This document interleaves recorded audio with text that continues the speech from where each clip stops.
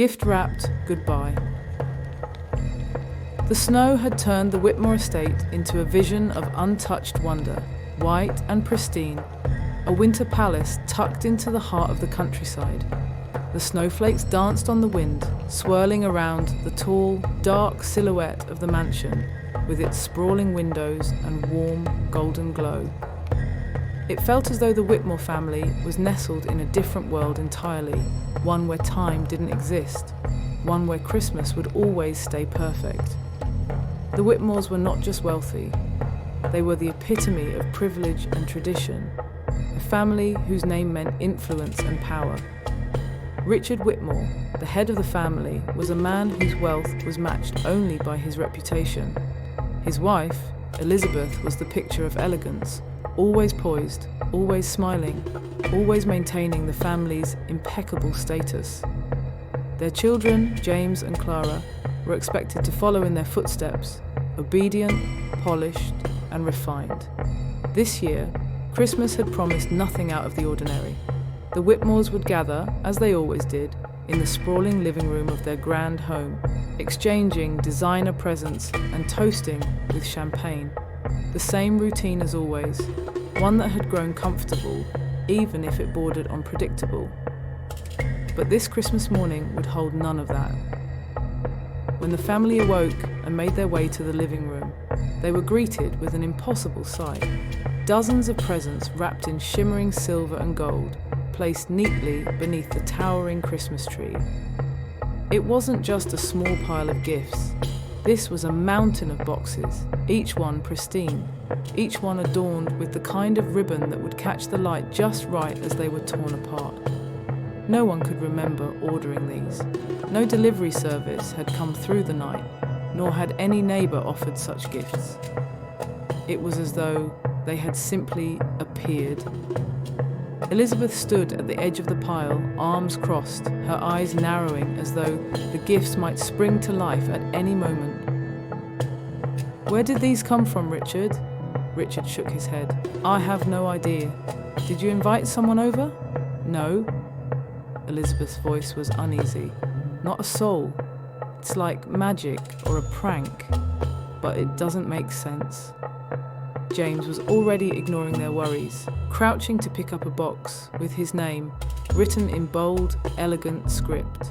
His heart was pounding with the excitement of discovery, the kind of thrill that came with a wrapped gift and no knowledge of what lay within. "Look at this," he said, holding it up. His hands trembled slightly as he pulled at the ribbon. "James, wait," Richard started, but it was too late. James's hand had already tugged the bow loose, and the paper fell away with a sound like tissue being ripped in half. Inside was a locket, silver, ornate and beautiful. James's fingers hovered over it, and as he opened it, the air seemed to still in the room. The locket's photo was a simple portrait, a small, smiling child sitting beside a birthday cake, but the face was unmistakable. It was a face from James's past, a child he hadn't seen in decades. His face paled, and his breath came sharp. The child in the photo had no reason to be connected to him, but it was. James remembered that day, that party, that smile. It was a dark chapter of his life, a mistake he'd buried long ago and sworn to forget. "What is this?" he whispered, staring at the locket in disbelief. Elizabeth gasped behind him, her hand flying to her chest as she unwrapped her own box.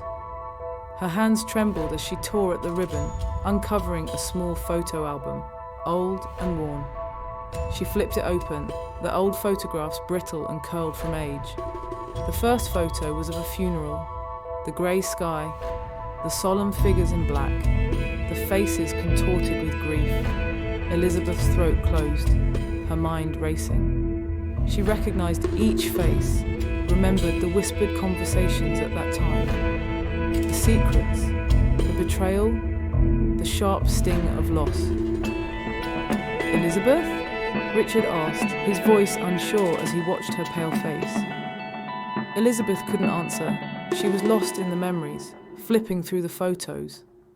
Another image showed a small, quiet argument at a dinner table, a family spat that had never found resolution, one she'd buried in the recesses of her mind years ago. Another photo captured the image of her mother crying in a hospital room. Her breaths came faster as she connected the dots. How could someone know this? Before anyone could process this, Richard himself picked up his box. His hands, large and steady, unwrapped the ribbon and tore the paper. His breath caught when he looked inside. The box contained a single item, a pistol. Not a simple revolver, but a rare custom piece that had been linked to a dark period in Richard's life. A political scandal, a secret decision made out of desperation, a choice that had cost the life of a trusted friend and nearly destroyed his family's name. The box contained a single item, a pistol, not a simple revolver, but a rare custom piece that had been linked to a dark period in Richard's life. A political scandal, a secret decision made out of desperation, a choice that had cost the life of a trusted friend and nearly destroyed his family's name. Richard had fought to bury that mistake, to erase it from the minds of anyone who might recall his missteps. But here it was. He stared at the gun in disbelief, his mind reeling.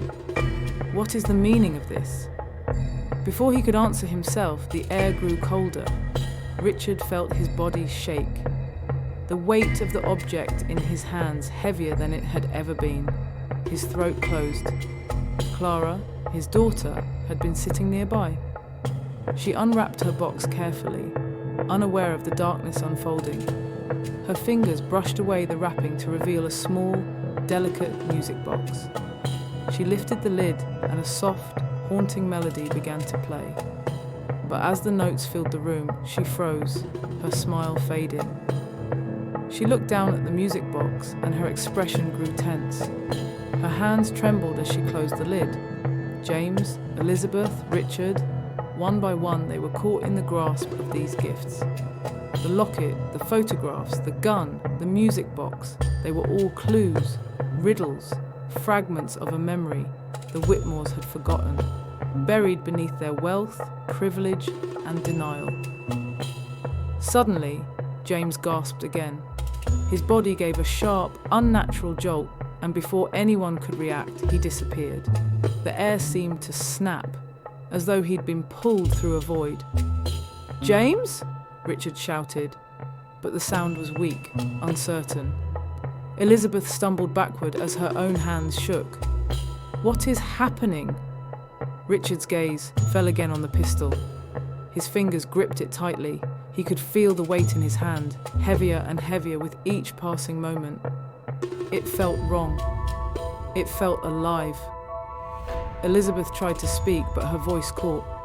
As she tried to take a step, she gasped, and then she too was gone. Richard froze in place, panic gripping him.